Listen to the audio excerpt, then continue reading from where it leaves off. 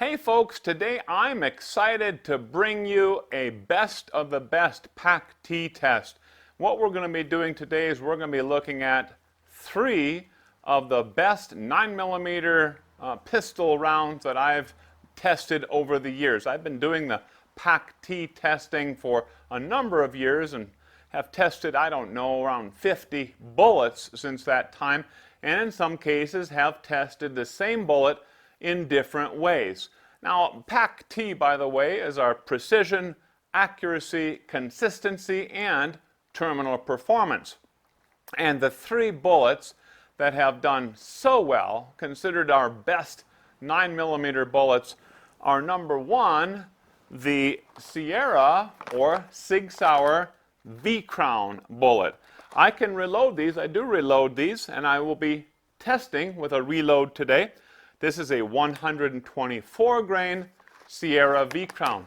I actually think that the 124 grain 9mm bullets are really a good choice. The bullets that I've loaded, I ended up putting them in this box right here. This is not Blazer ammo anymore. It is my V-Crowns. Loaded up right here, very consistently loaded.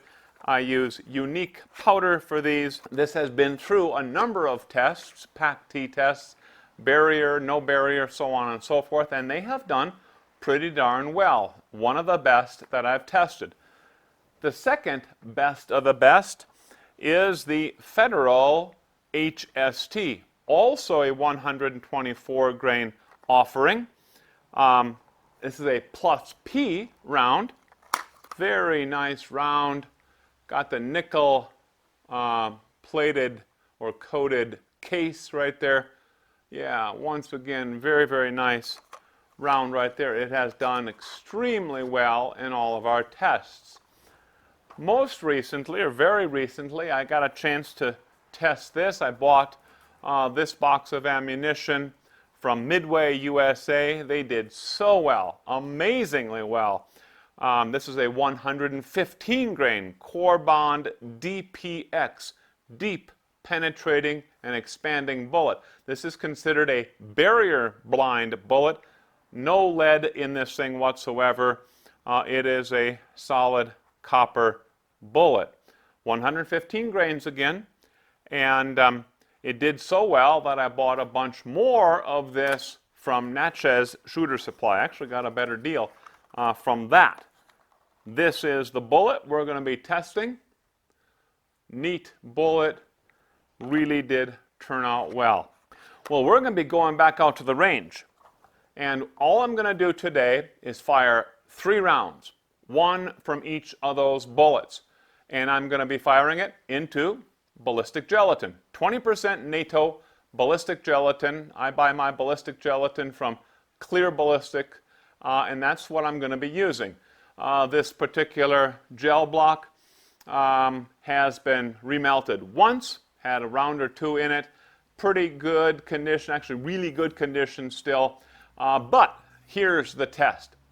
I'm going to give this a hard or difficult, I should say, a difficult barrier. Number 1, it's going to have to pass through some sweatshirt material. In the past, when I used sweatshirt material, we had a lot of bullets that ended up clogging. They would not expand. They ended up acting like full metal jacket bullets. So it's going to have to pass through some sweatshirt material. But that's not it. Then it's going to have to pass through leather. So nice cowhide leather. That's the second barrier it's going to have to pass through. And then it's going to enter into that 16-inch gel block, and I'm going to back it up with a second gel block just in case we have one of these bullets turn into a full metal jacket and it wants to zip through that first 16-inch gel block. Now for me, the way I'm going to evaluate this, I really want to see the bullet penetrate completely, obviously, through those 2 barriers into the gel block, and I want it to end within 12 inches. Well, I don't want it to end within 4 or 5 inches, so let's say between 6 and 12 inches or 5 and 12 inches. That would be ideal. I want to see it dump all of its energy quickly inside that gel block, and then of course come to rest. Shy of 12 inches would be ideal. I'd really like to see that. What I don't want to see is a bullet that goes all the way through that, fails to expand, clogs, those sorts of things. And hey, I want the best of all worlds. I want that bullet to expand. I'd like to see it expand to double its original size, and I need to see it retain all of its weight. In the past, these bullets have done really, really well. I don't know how they're going to do under this scenario, and I'm excited to give it a try. Thank you, folks, for a lot of you had said, hey, we do need to have a best of the best test with some of these really good bullets that I've been testing. So this is for you as much as it is for me. Stop talking, right? I'm going to head out. We're going to start shooting and see how all this goes.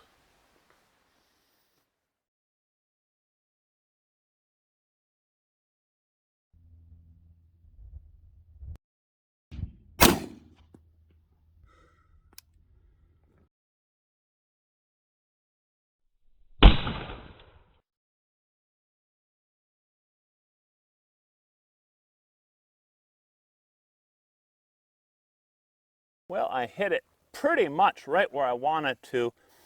Wanted maybe a half inch lower than what I did, but it passed through very nicely. And you saw what that bullet just did.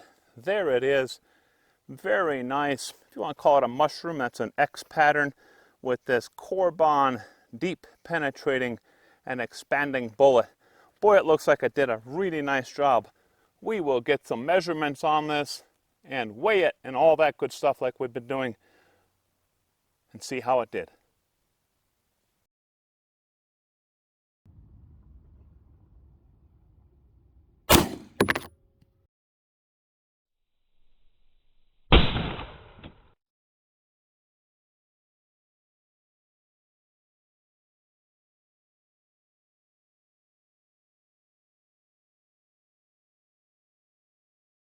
Well, I pretty much tore my first barrier off, the sweatshirt material, but it did go where I wanted, just to the bottom, below the first round, and it really penetrated.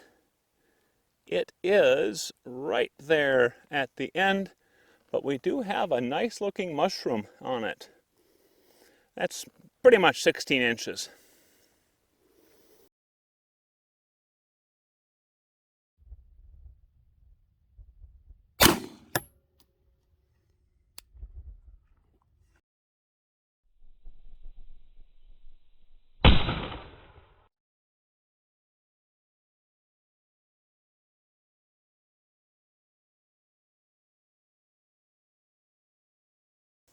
Well, I tell you, that gun puts the rounds where I wanted them to go. I wanted it to go literally here because I have flipped this gel block around a little bit so that I don't hit or impact the bullets already in this gel block. I also don't disturb the bullet's path. Now what we're seeing, you saw this as it was recorded live, but there is the bullet right about there, kind of above my finger. Looks like it penetrated maybe 4 inches into the second gel block. It doesn't look like it expanded, and if it did, it expanded very little. Let's go ahead and get a measurement on that as a field measurement. All right, let's do the field measurement for all three of these bullets. First is the Corbon 10. Okay, the field measurement says about 10 3/4. Again, I'll get a more exact measurement back at the house when I actually cut the bullet out of this gel block. The second, was right there, just ready to go into the second gel block, so that's going to be 16 inches. But then we have this Sig Sauer or Sierra V-Crown. We are at, I was guessing, about 4 inches of penetration into that second gel block. Looks like it's about 20 1/4 inches. Well, we've got some clear differentiation between these three best of the best bullets. Let's start by talking about these bullets with the 124 grain bullets that we tested. That is the Federal HST 124 and the Sierra or Sig Sauer V-Crown 124 grain bullets. And then let's start, I suppose, with the V-Crown.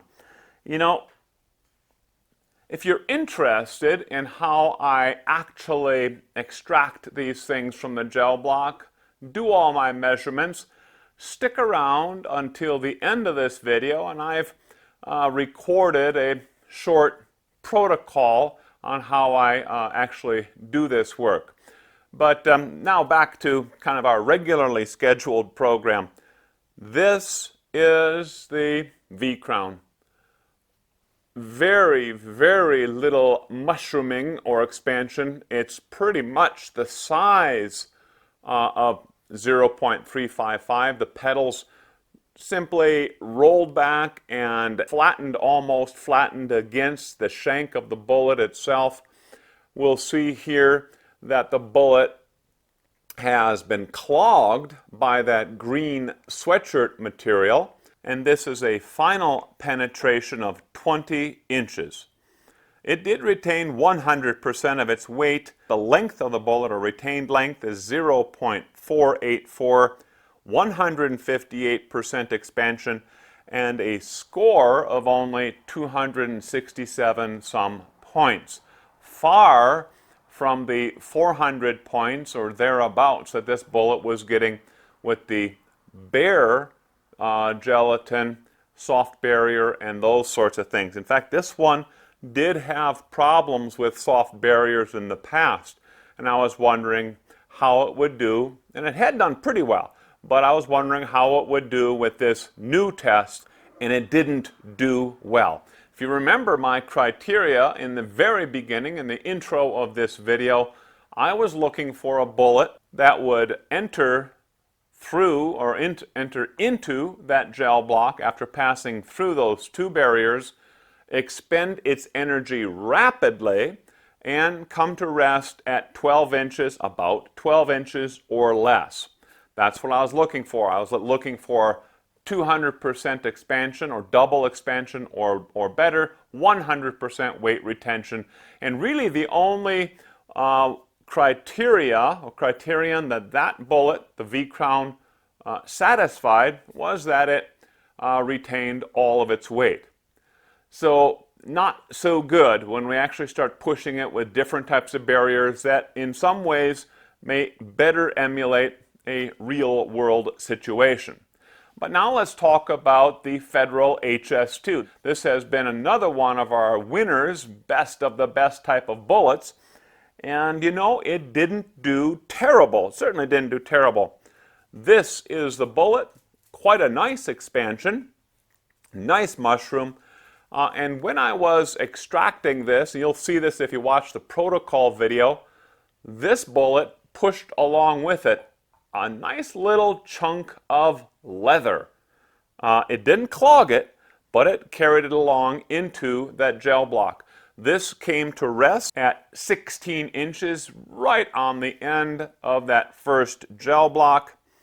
100% weight retention, so it satisfies that criteria. Retained length of 414, actually shorter than the V-Crown, so the V-Crown did better than the HST in that way.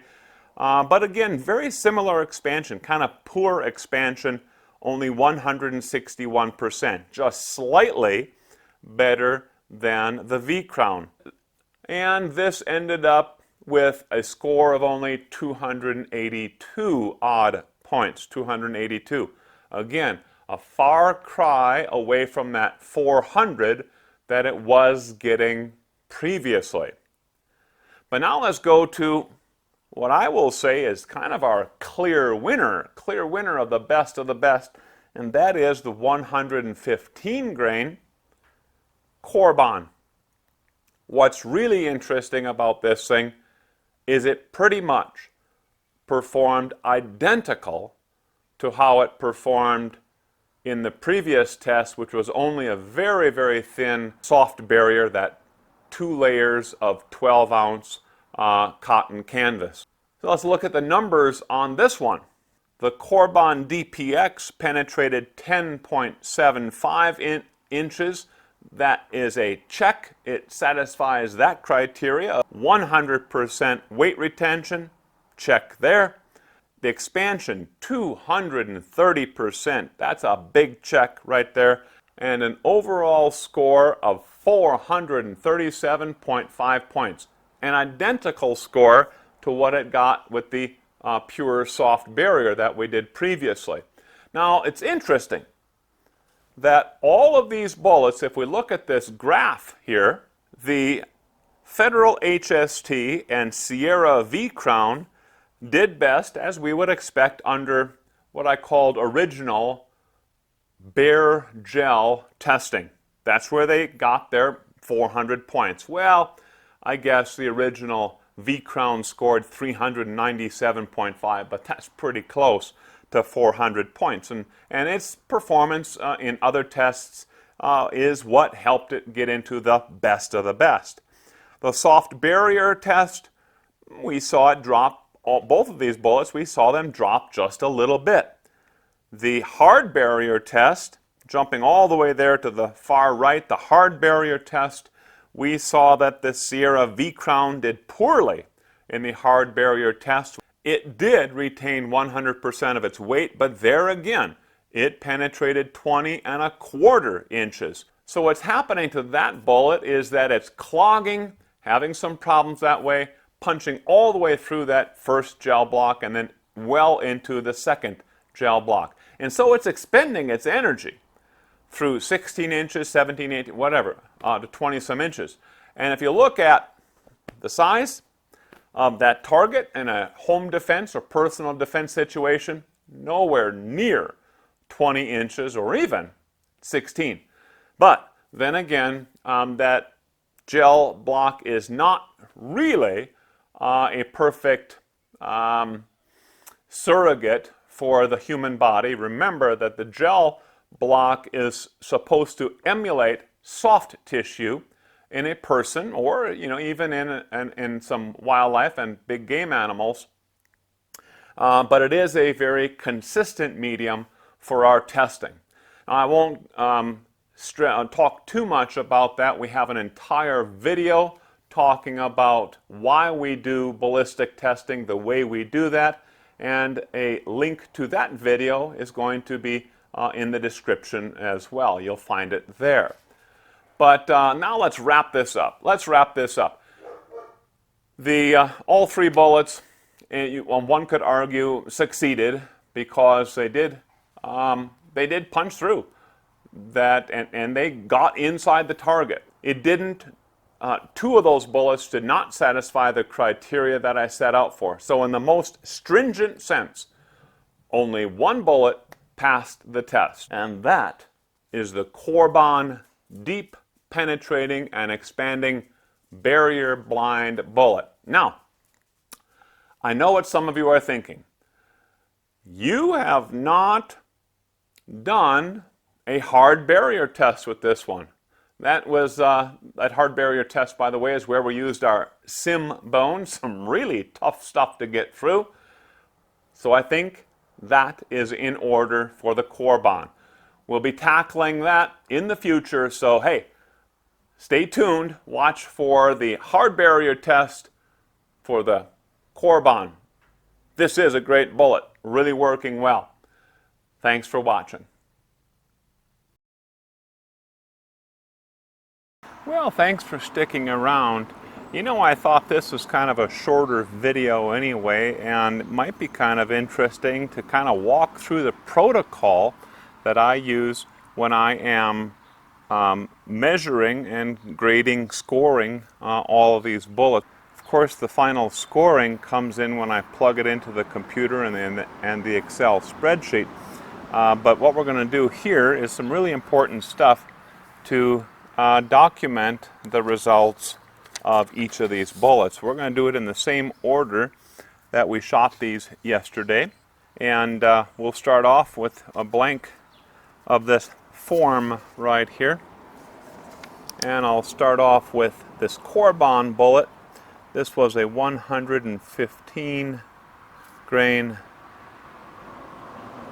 Corbon, which is interesting because that's the last 115 grain 9mm that I tested previously. You may have caught that video. There's a process whereby I number each of these, and it starts off with the caliber of that bullet in inches, and then the weight of that bullet in grains, followed by the sequential number. This would be 0.5 of this. So this was a 20% NATO block. That's this one right here, and it happens to be block number 5. The temperature yesterday was 79.6 degrees Fahrenheit, and I snapshot or screenshot the weather at the range. They have a little weather station out there, and I snapshot that or screenshot that just before I start shooting. So that's a fairly accurate, quite accurate temperature during shooting. Now we're going to go ahead and fill this out.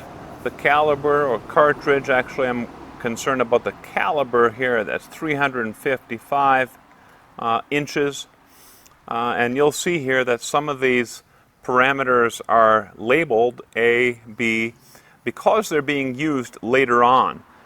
C is an entry right over here, and then we take C divided by B and so on and so forth. That's why those are labeled in this way. The weight of the bullet prior to firing, I don't absolutely know that this is true, but it is supposed to be 115 grains. It could be 115 point something. The muzzle velocity, we did not chronograph that yesterday, but we have chronographed that previously, and we're going to assume, since this was a fairly tight and quite consistent muzzle velocity, we're going to assume the same muzzle velocity on this one. Now the distance of the muzzle to the gel block, we always keep that at 7 yards. That was paced out carefully yesterday. And now the next question here is, what is the penetration depth? So as I said yesterday, we did a field measurement, but we're going to get the final measurement here back at the house. So I like to use a rigid measure for this, because otherwise, as you might have seen, if I hook the tape measure here, it can give a little bit, and it'll give us, as we pull it, it'll give us a little bit of an erroneous measure. So I'm going to get that right in here, and we are at a maximum of that penetration right here, 10.75 inches. That's 10.75. Now it does not look like the jacket and core separated, and really there is no core. This is a solid copper bullet. Oftentimes I won't answer this question until I pull this thing out, and I'm going to actually leave it there for a little while. We'll go ahead and cut this thing out. And also sometimes what I do to help see this wound channel, this would be considered a permanent wound channel here, is I'll use a backlighting. We can really take a look at this. The majority of that, the largest part of this wound channel happens in the first couple of inches, right in there, and then it kind of smooths out. It did travel nice and straight. I did place that round right where I wanted it to. I wanted it on this side of the gel block. That way the camera could see it. You could see it all the better. And this is in a little bit contrast to the second round that was fired that we can see. This was the Federal HST. It did drop a little bit, and it ended up here. We'll deal with that when we get to it on the next go-round, I guess. But let's go ahead and get this one cut out. Oftentimes I'll also take a look at what's the easiest way to get into this thing, and I think the easiest way in this case will be a nice cut, probably right about here. We should be able to extract that pretty easily. Now, nothing too special about cutting this thing out. This happens to be a K-bar knife right here. You don't have to have a special gel cutting knife. There is no such thing. But we'll go ahead and see if we can get this out without too much trouble. And the one thing I'll note is try not to actually cut or make any cut onto the bullet itself. We want to be close, but we don't want to make contact of the knife onto that bullet. This stuff is actually pretty tough, but after doing it for a little while, you kind of figure out little tricks to getting it out of here. We can almost get it right now. We don't want to break anything off. Is that part of it? No. That, I don't know what that is, but it could be a little chunk of that leather. There it is.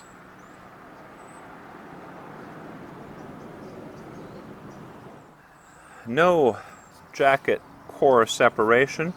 We're going to go in, I'm going to go inside in just a little bit where I have my scale set up. We'll get the weight of this bullet here in just a little bit, but we can certainly get the diameter right now. Make sure it's zeroed.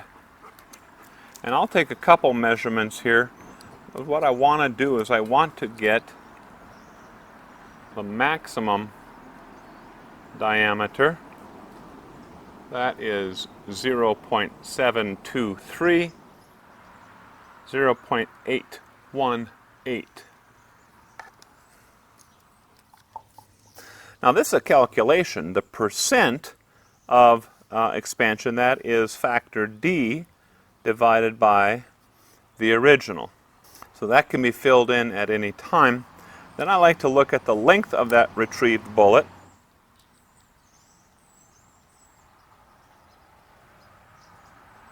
.441, and then I leave this section right here. This is the transient cavitational channel, temporary wound channel, for a little description on the size and just some notes, general observations when watching that slow motion footage. Now, to preserve this for future work, I use these small envelopes. And we'll put the same number on the envelope.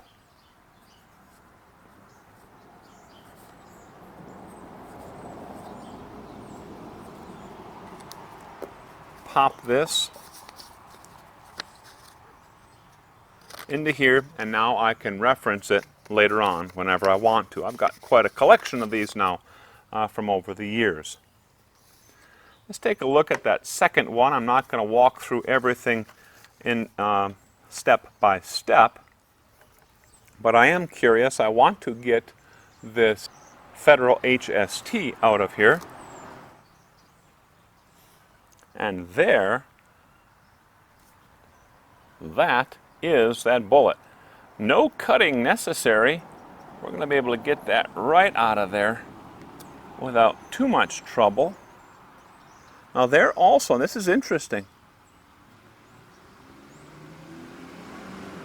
there also is another thing, piece, just like we saw with the Corbon bullet. I am convinced, yeah, that is the leather. That's the leather that it passed through. Make it a little bit easier to pop that out. And there it is. Gee, that's not too bad either.